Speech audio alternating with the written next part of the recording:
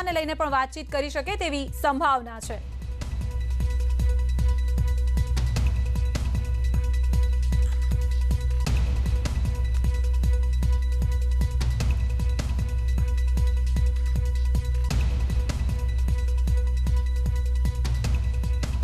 ગણતરીની સેકન્ડમાં જ પ્રધાનમંત્રી નરેન્દ્ર મોદી દેશને સંબોધન કરવા જઈ રહ્યા છે। अलग अलग मुद्दाओं आपने जणाव्या।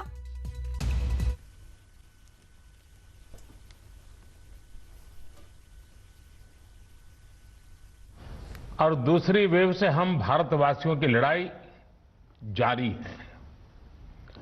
दुनिया के अनेक देशों की तरह भारत भी इस लड़ाई के दौरान बहुत बड़ी पीड़ा से गुजरा है। हम में से कई लोगों ने अपने परिजनों को, अपने परिचितों को खोया है। ऐसे सभी परिवारों के साथ मेरी पूरी संवेदनाएं हैं। अपने परिजनों को, अपने परिचितों को खोया है। ऐसे सभी परिवारों के साथ मेरी पूरी संवेदनाएं हैं। साथियों, बीते 100 वर्षों में आई ये सबसे बड़ी महामारी है, त्रासदी है। इस तरह की महामारी आधुनिक विश्व ने न देखी थी, न अनुभव की थी। इतनी बड़ी वैश्विक महामारी से हमारा देश कई मोर्चों पर एक साथ लड़ा है। कोविड अस्पताल बनाने से लेकर आईसीयू बेड्स की संख्या बढ़ानी हो, भारत में वेंटिलेटर बनाने से लेकर टेस्टिंग लैब्स का एक बहुत बड़ा नेटवर्क तैयार करना हो, कोविड से लड़ने के लिए बीते 1.25 साल में ही देश में एक नया हेल्थ इंफ्रास्ट्रक्चर तैयार किया गया है। सेकंड वेव के दौरान अप्रैल और मई के महीने में भारत में मेडिकल ऑक्सीजन की डिमांड अकल्पनीय रूप से बढ़ गई थी। भारत के इतिहास में कभी भी इतनी मात्रा में मेडिकल ऑक्सीजन की जरूरत कभी भी महसूस नहीं की गई। इस जरूरत को पूरा करने के लिए युद्ध स्तर पर काम किया गया। सरकार के सभी तंत्र लगे। ऑक्सीजन रेल चलाई गई, एयरफोर्स के विमानों को लगाया, नौसेना को लगाया गया। बहुत ही कम समय में लिक्विड मेडिकल ऑक्सीजन के प्रोडक्शन में 10 गुना से ज्यादा बढ़ाया गया। दुनिया के हर कोने से, जहां कहीं से भी जो कुछ भी उपलब्ध हो सकता था उसको प्राप्त करने का भरसक प्रयास किया गया, लाया गया। इसी तरह जरूरी दवाओं के प्रोडक्शन को कई गुना बढ़ाया गया। विदेशों में जहां भी दवाइयां उपलब्ध हो वहां से उन्हें लाने में कोई कोर कसर बाकी नहीं छोड़ी गई। साथियों, कोरोना जैसे अदृश्य और रूप बदलने वाले दुश्मन के खिलाफ लड़ाई में सबसे प्रभावी हथियार कोविड प्रोटोकॉल है।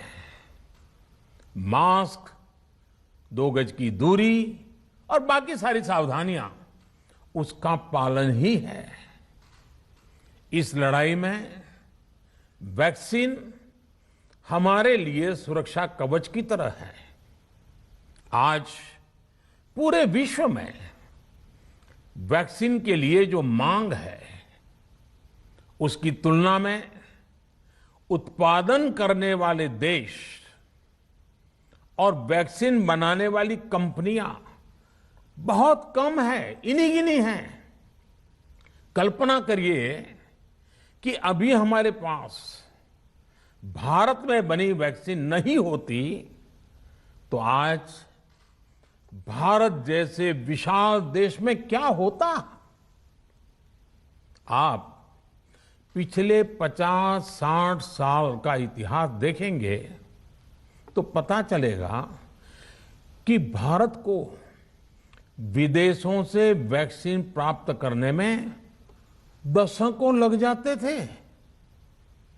विदेशों में वैक्सीन का काम पूरा हो जाता था, तब भी हमारे देश में वैक्सीनेशन का काम शुरू भी नहीं हो पाता था।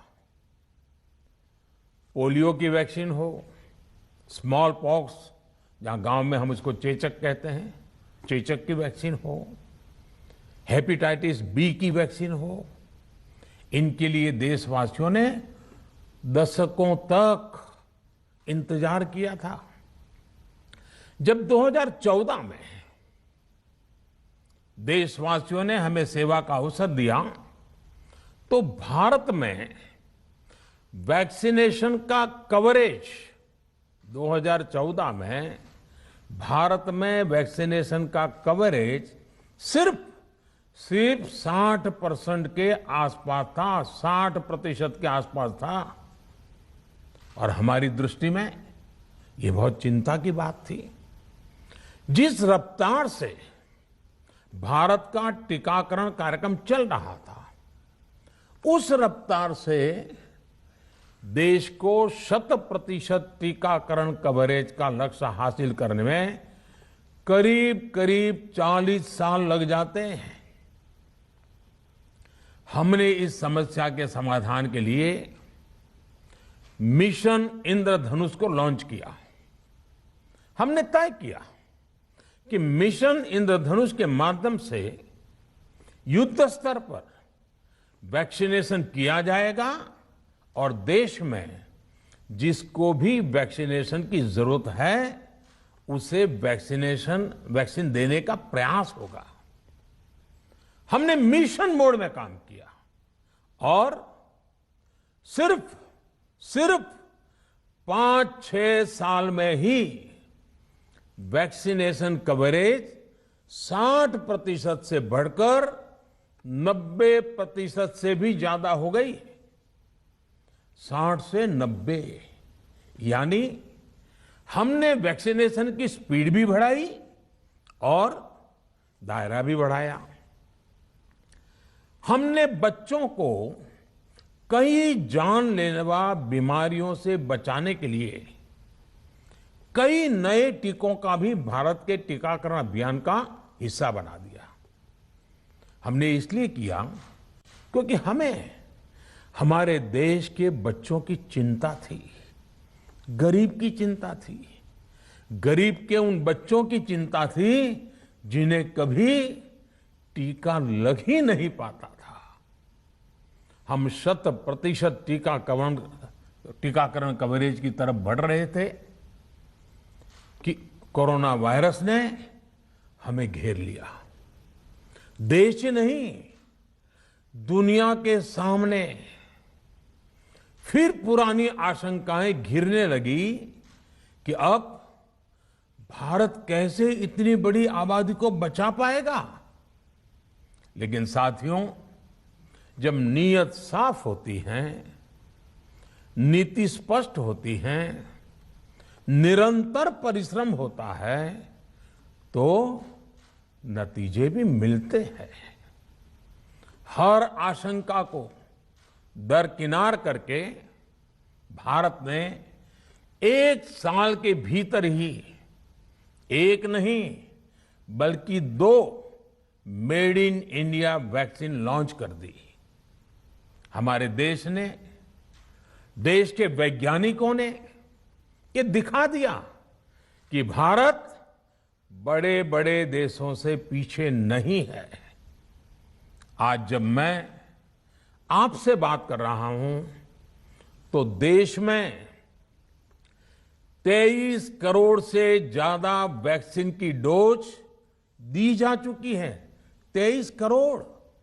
साथियों, हमारे यहां कहा जाता है विश्वासेन सिद्धिः, विश्वासेन सिद्धिः, अर्थात हमारे प्रयासों में हमें सफलता तब मिलती है जब हमें स्वयं पर विश्वास होता है। हमें पूरा विश्वास था कि हमारे वैज्ञानिक बहुत ही कम समय में वैक्सीन बनाने में सफलता हासिल कर लेंगे। इसी विश्वास के चलते जब हमारे वैज्ञानिक अपना रिसर्च वर्क कर ही रहे थे, तभी हमने लॉजिस्टिक्स और दूसरी तैयारियां शुरू कर दी थी।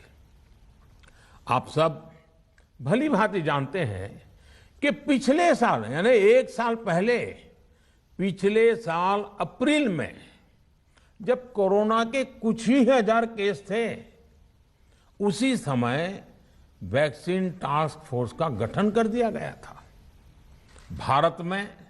भारत के लिए वैक्सीन बनाने वाली कंपनियों को सरकार ने हर तरह से सपोर्ट किया। वैक्सीन निर्माताओं को क्लिनिकल ट्रायल में मदद की गई। रिसर्च और डेवलपमेंट के लिए जरूरी फंड दिया गया। हर स्तर पर सरकार उनके साथ कंधे से कंधा मिलाकर चली। आत्मनिर्भर भारत पैकेज के तहत मिशन कोविड सुरक्षा के माध्यम से भी उन्हें हजारों करोड़ रुपए उपलब्ध कराए गए। पिछले काफी समय से देश लगातार जो प्रयास और परिश्रम कर रहा है, उससे आने वाले दिनों में वैक्सीन की सप्लाई और भी ज्यादा बढ़ने वाली है। आज देश में 7 कंपनियां विभिन्न प्रकार की वैक्सीन का प्रोडक्शन कर रही है।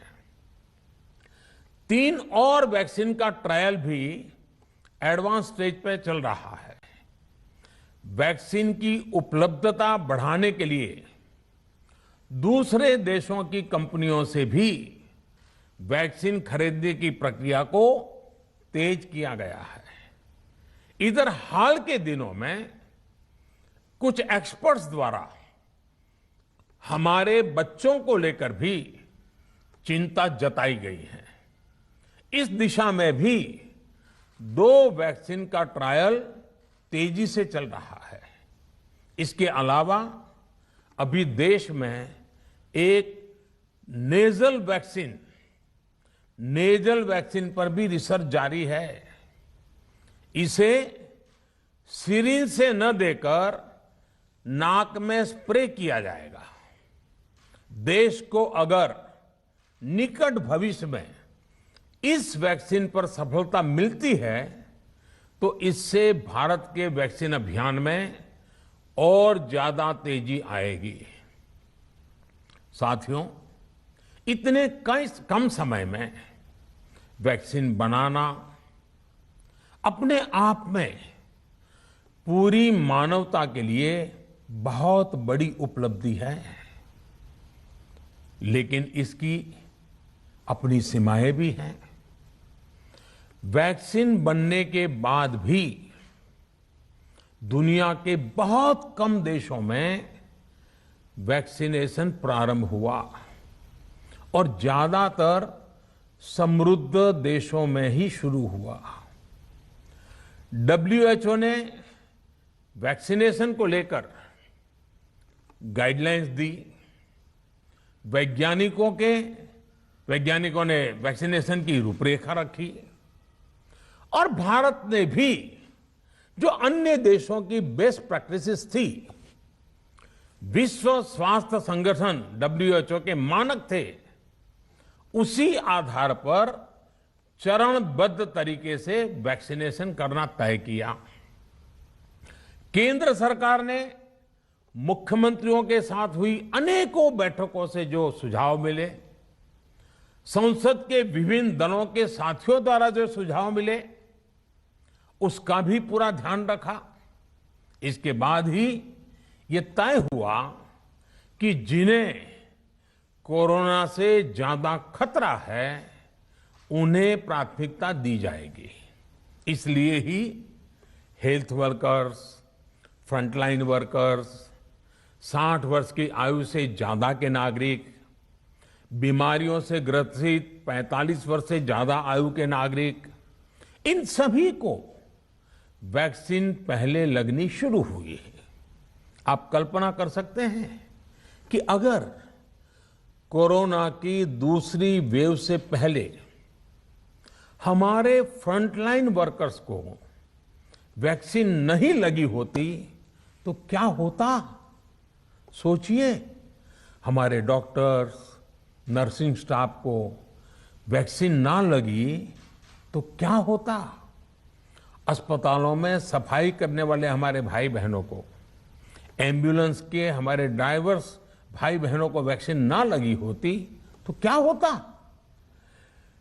ज्यादा से ज्यादा हेल्थ वर्कर्स को वैक्सीनेशन होने की वजह से ही वो निश्चिंत होकर दूसरों की सेवा में लग पाए, लाखों देशवासियों का जीवन बचा पाए। लेकिन देश में कम होते कोरोना के मामलों के बीच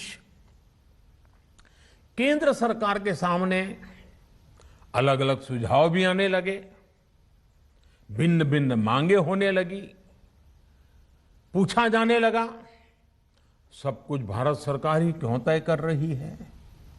राज्य सरकारों को छूट क्यों नहीं दी जा रही है? राज्य सरकारों को लॉकडाउन की छूट क्यों नहीं मिल रही है? One size does not fit all जैसी बातें भी कही गई। दलील ये दी गई कि संविधान में चूंकि हेल्थ, आरोग्य प्रमुख रूप से राज्य का विषय है, इसलिए अच्छा है कि सब राज्य ही करें। इसलिए इस दिशा में एक शुरुआत की गई। भारत सरकार ने एक बृहद गाइडलाइन बनाकर राज्यों को दी ताकि राज्य अपनी आवश्यकता और सुविधा के अनुसार काम कर सके। स्थानीय स्तर पर कोरोना कर्फ्यू लगाना हो, माइक्रो कंटेनमेंट जोन बनाना हो, इलाज से जुड़ी व्यवस्थाएं हो, भारत सरकार ने राज्यों की इन मांगों को स्वीकार किया।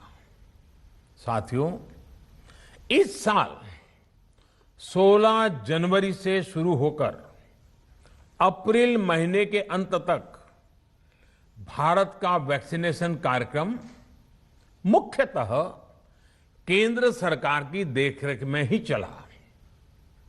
सभी को मुफ्त वैक्सीन लगाने के मार्ग पर देश आगे बढ़ रहा था। देश के नागरिक भी अनुशासन का पालन करते हुए अपनी बारी आने पर वैक्सीन लगवा रहे थे। इस बीच कई राज्य सरकारों ने फिर कहा कि वैक्सीन का काम डिसेंट्रलाइज किया जाए और राज्यों पर छोड़ दिया जाए। तरह तरह के स्वर उठे, जैसे कि वैक्सीनेशन के लिए एज ग्रुप क्यों बनाए गए। दूसरी तरफ किसी ने कहा कि उम्र की सीमा आखिर केंद्र सरकार ही क्यों तय करे। कुछ आवाजें तो ऐसी भी उठी कि बुजुर्गों का वैक्सीनेशन पहले क्यों हो रहा है। भांति भांति के दबाव भी बनाए गए। देश के मीडिया के एक वर्ग ने इसे कैंपेन के रूप में भी चलाया। साथियों, काफी चिंतन मनन के बाद इस बात पर सहमति बनी कि राज्य सरकारें अपनी तरफ से भी प्रयास करना चाहती हैं, तो भारत सरकार को क्यों इतराज हो और भारत सरकार इतराज क्यों करे। राज्यों की इस मांग को देखते हुए उनके आग्रह को ध्यान में रखते हुए 16 जनवरी से जो व्यवस्था चली आ रही थी, उसमें प्रयोग के तौर पर एक बदलाव किया गया। हमने सोचा कि राज्य ये मांग कर रहे हैं, उनका उत्साह है, तो चलो भाई 25% का काम उन्हीं को सुपुर्द कर दिया जाए, उन्हीं को दे दिया जाए। स्वाभाविक है 1 मई से राज्यों को 25% काम उनके हवाले कर दिया गया। उसे पूरा करने के लिए उन्होंने अपने अपने तरीके से प्रयास भी किए। इतने बड़े काम में किस तरह की कठिनाइयां आती हैं, ये भी उनके ध्यान में आने लगा। उनको पता चला पूरी दुनिया में वैक्सीन की क्या स्थिति है, इसकी सच्चाई से भी राज्य परिचित हुए। और हमने देखा एक तरफ मई में सेकेंड वेव, दूसरी तरफ वैक्सीन के लिए लोगों का बढ़ता रुझान, और तीसरी तरफ राज्य सरकारों की कठिनाइयां। मई में 2 सप्ताह बीतते बीतते कुछ राज्य खुले मन से ये कहने लगे कि पहले वाली व्यवस्था ही अच्छी थी। धीरे धीरे इसमें कई राज्य सरकारें जुड़ती चली गई। वैक्सीन का काम राज्यों पर छोड़ा जाए, जो इसकी वकालत कर रहे थे उनके विचार भी बदलने लगे। एक अच्छी बात रही कि समय रहते राज्य पुनर्विचार की मांग के साथ फिर आगे आए। राज्यों की इस मांग पर हमने भी सोचा कि देशवासियों को तकलीफ ना हो, सुचारू रूप से उनका वैक्सीनेशन हो। इसके लिए 1 मई के पहले वाली, यानी 1 मई के पहले 16 जनवरी से अप्रैल अंत तक जो व्यवस्था थी, पहले वाली पुरानी व्यवस्था को फिर से लागू किया जाए। साथियों, आज ये निर्णय लिया गया है कि राज्यों के पास वैक्सीनेशन से जुड़ा जो 25% काम था, उसकी जिम्मेदारी भी भारत सरकार उठाएगी। ये व्यवस्था आने वाले 2 सप्ताह में लागू की जाएगी। इन 2 सप्ताह में केंद्र और राज्य सरकारें मिलकर नई गाइडलाइंस के अनुसार आवश्यक तैयारी कर लेगी। संयोग है कि 2 सप्ताह बाद 21 जून को ही अंतर्राष्ट्रीय योग दिवस भी है। 21 जून सोमवार से देश के हर राज्य में 18 वर्ष से ऊपर की उम्र के सभी नागरिकों के लिए भारत सरकार राज्यों को मुफ्त वैक्सीन मुहैया कराएगी। वैक्सीन निर्माताओं से कुल वैक्सीन उत्पादन का 75% हिस्सा भारत सरकार खुद ही खरीदकर राज्य सरकारों को मुफ्त देगी। यानी देश की किसी भी राज्य सरकार को वैक्सीन पर कुछ भी खर्च नहीं करना होगा। अब तक देश के करोड़ों लोगों को मुफ्त वैक्सीन मिली है। अब 18 वर्ष की आयु के लोग भी इसमें जुड़ जाएंगे। सभी देशवासियों के लिए भारत सरकार ही मुफ्त वैक्सीन उपलब्ध करवाएगी। गरीब हो, निम्न मध्यम वर्ग हो, मध्यम वर्ग हो या फिर उच्च वर्ग, भारत सरकार के अभियान में मुफ्त वैक्सीन ही लगाई जाएगी। हां, जो व्यक्ति मुफ्त में वैक्सीन नहीं लगवाना चाहते, प्राइवेट अस्पताल में वैक्सीन लगवाना चाहते हैं, उनका भी ध्यान रखा गया है। देश में बन रही वैक्सीन में से 25% प्राइवेट सेक्टर के अस्पताल सीधे ले पाए, ये व्यवस्था जारी रहेगी। प्राइवेट अस्पताल वैक्सीन की निर्धारित कीमत के उपरांत एक डोज पर अधिकतम 150 रुपये ही सर्विस चार्ज ले सकेंगे। इसकी निगरानी करने का काम राज्य सरकारों के पास ही रहेगा। साथियों, हमारे शास्त्रों में कहा गया है, प्राप्य आपदम न व्यथते कदाचित, उद्योगम अनु इच्छति चा प्रमत्तः, अर्थात विजेता आपदा आने पर उससे परेशान होकर हार नहीं मानते, बल्कि उद्यम करते हैं, परिश्रम करते हैं और परिस्थिति पर जीत हासिल करते हैं। कोरोना से लड़ाई में 130 करोड़ से अधिक भारतीयों ने अभी तक की यात्रा आपसी सहयोग, दिन रात मेहनत करके तय की है। आगे भी हमारा रास्ता हमारे श्रम और सहयोग से ही मजबूत होगा। हम वैक्सीन प्राप्त करने की गति भी बढ़ाएंगे और वैक्सीनेशन अभियान को भी और गति देंगे। हमें याद रखना है कि भारत में वैक्सीनेशन की रफ्तार आज भी दुनिया में बहुत तेज है, अनेक विकसित देशों से भी तेज है।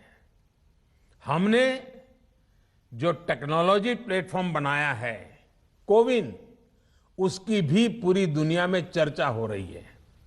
अनेक देशों ने भारत के इस प्लेटफॉर्म को इस्तेमाल करने में रुचि भी दिखाई है।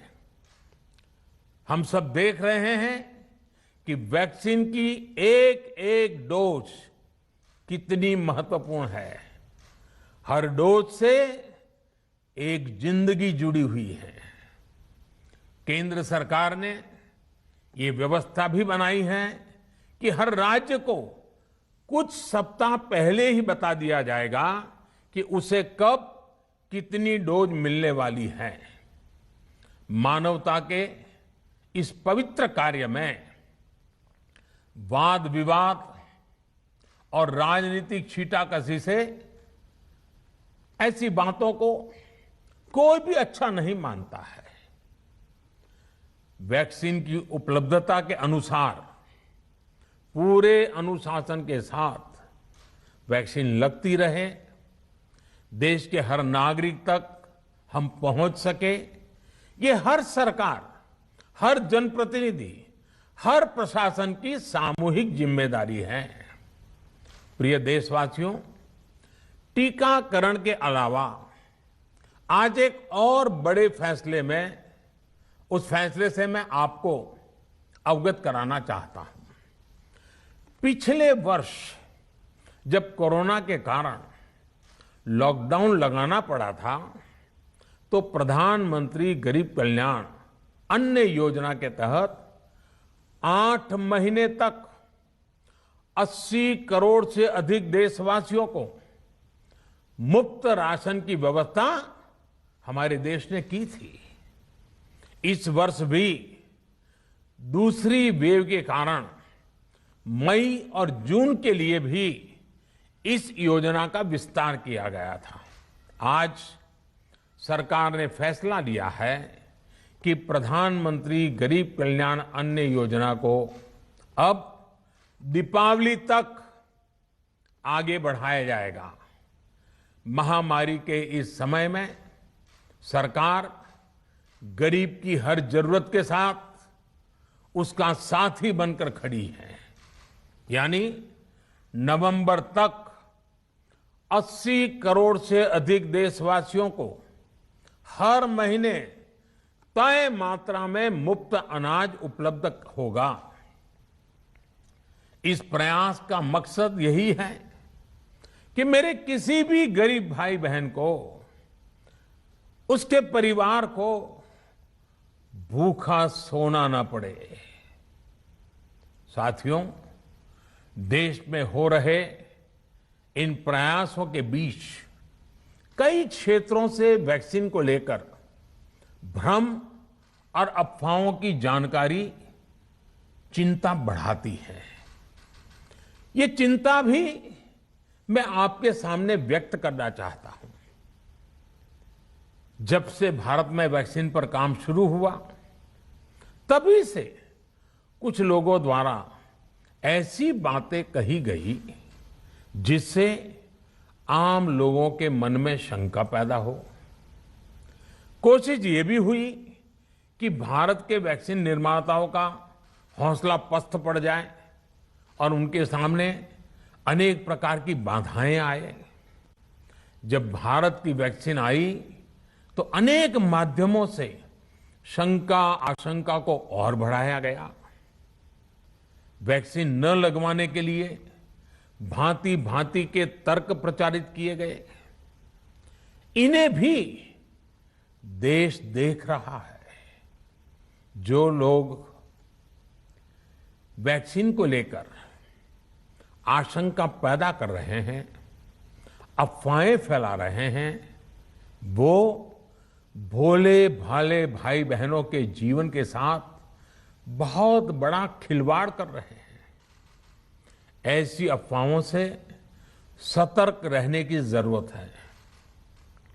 मैं भी आप सबसे, समाज के प्रबुद्ध लोगों से, युवाओं से अनुरोध करता हूं कि आप भी वैक्सीन को लेकर जागरूकता बढ़ाने में सहयोग करें।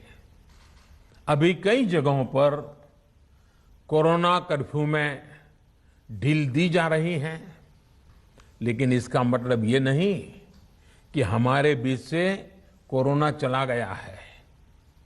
हमें सावधान भी रहना है और कोरोना से बचाव के नियमों का भी सख्ती से पालन करते रहना है।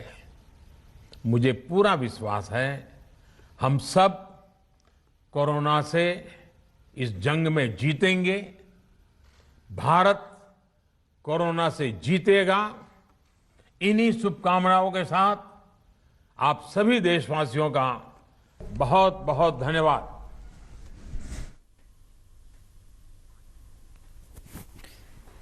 તો ખાસ બે મુદ્દાઓ પર ફોકસ કરવામાં આવ્યું છે। એક તો રસીકરણ પર ફોકસ કરવામાં આવ્યું છે અને હવે 18 વર્ષથી ઉપરના જે પણ લોકો છે તેમને મફતમાં રસી મળશે અને 21 જૂનથી તમામ રાજ્યોને આ રસી પણ ઉપલબ્ધ કરાવવામાં આવશે, નિઃશુલ્ક ઉપલબ્ધ કરાવવામાં આવશે, જેથી દરેક વ્યક્તિ 18 વર્ષથી ઉપરનો જે પણ વ્યક્તિ છે તે રસી લઈ શકે। કારણ કે એક જ લક્ષ્ય છે દેશનું અને આ લક્ષ્ય છે કે કોરોના મુક્ત આપણે દેશને કરવાનો છે અને કોરોના મુક્ત જો દેશને કરવો હોય તો દરેક વ્યક્તિએ રસી લેવી જરૂરી છે।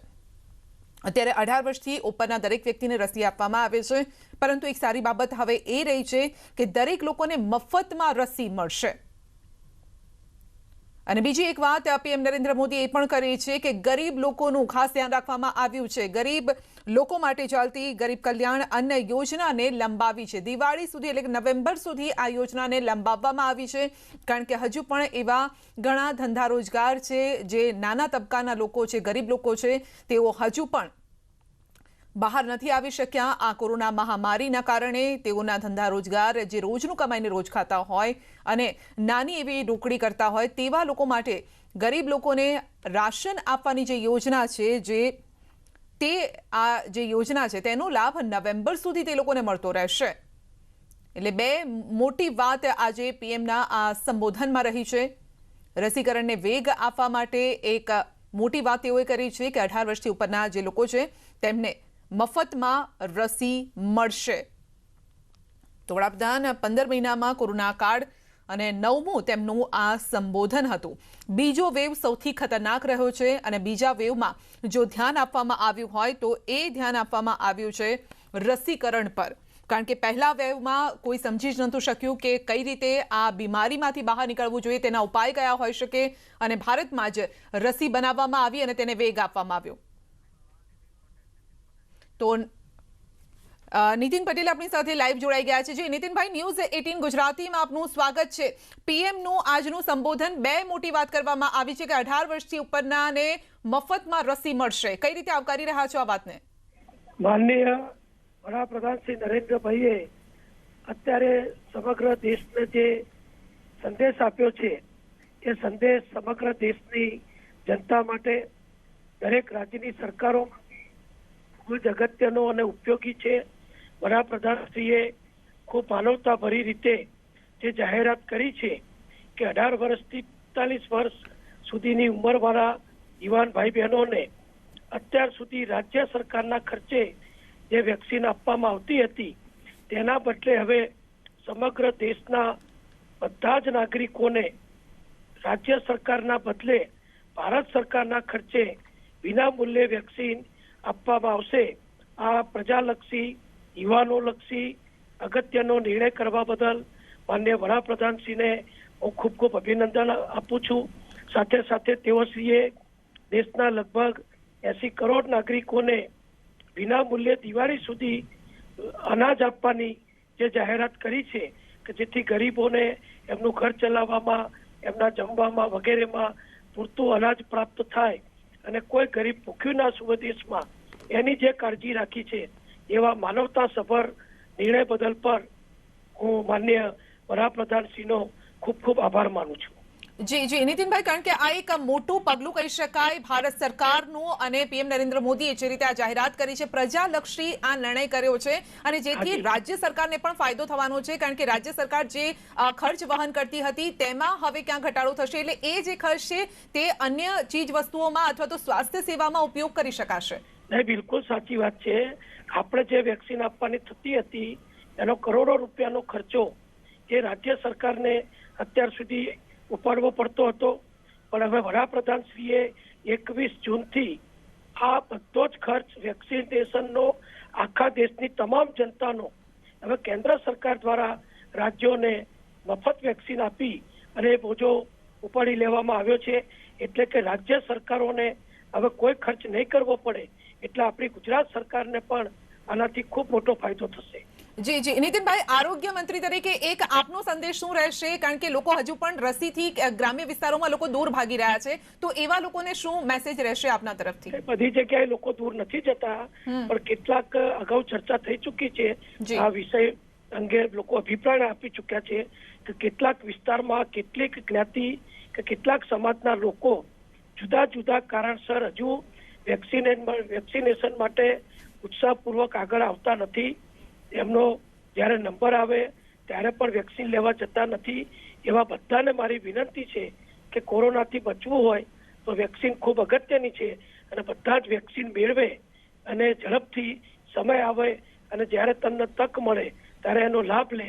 કોઈ પણ જાતનો ખર્ચો કોઈ નાગરિકે કરવાનો નથી. બધું જ ભારત સરકાર જ્યારે કરી રહી છે, વિના મૂલ્યે વડાપ્રધાન આખા દેશને કોરોના સામે રક્ષણ આપી રહ્યા છે, ત્યારે આપણે એનો લાભ લેવો જોઈએ અને કોરોનાથી આપણા રાજ્યને અને આપણા પરિવારને આપણે સુરક્ષિત કરવું જોઈએ, એવી મારી બધાને વિનંતી છે.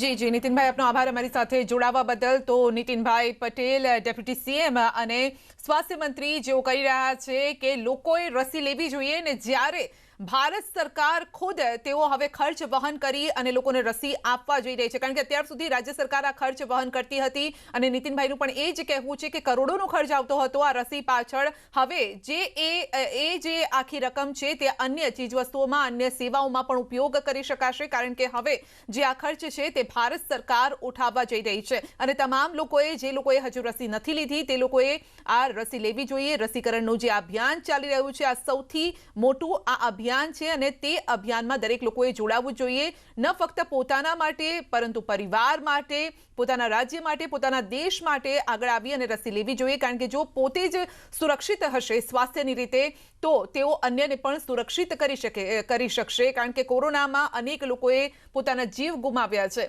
કોરોનાથી આપણે આપણા દેશને મુક્ત કરવાનો છે, માટે અભિયાનમાં જોડાવવું પડશે અને પીએમ નરેન્દ્ર મોદી માટે જ સતત તેઓ ભાર આપતા રહ્યા છે રસીકરણને લઈને અને માટે જ આ એક મોટું પગલું ભારત સરકાર તરફથી લેવામાં આવ્યું છે અને આ પગલું એ છે કે દરેક રાજ્યોને નિઃશુલ્ક રસી મળશે અને દરેક 18 વર્ષથી ઉપરના જે લોકો છે તેમને ફ્રીમાં રસી મળશે. હવે જ્યારે ફ્રીમાં રસી મળી રહી છે તો તેનો લાભ પણ લોકોએ ઉઠાવવો જોઈએ. તો પ્રાઇવેટ હોસ્પિટલ એક ડોઝ પર વધીને 150 રૂપિયા જ લઈ શકશે. જે રીતે હજારો રૂપિયા લેવામાં આવતા હતા તે નહીં લઈ શકે.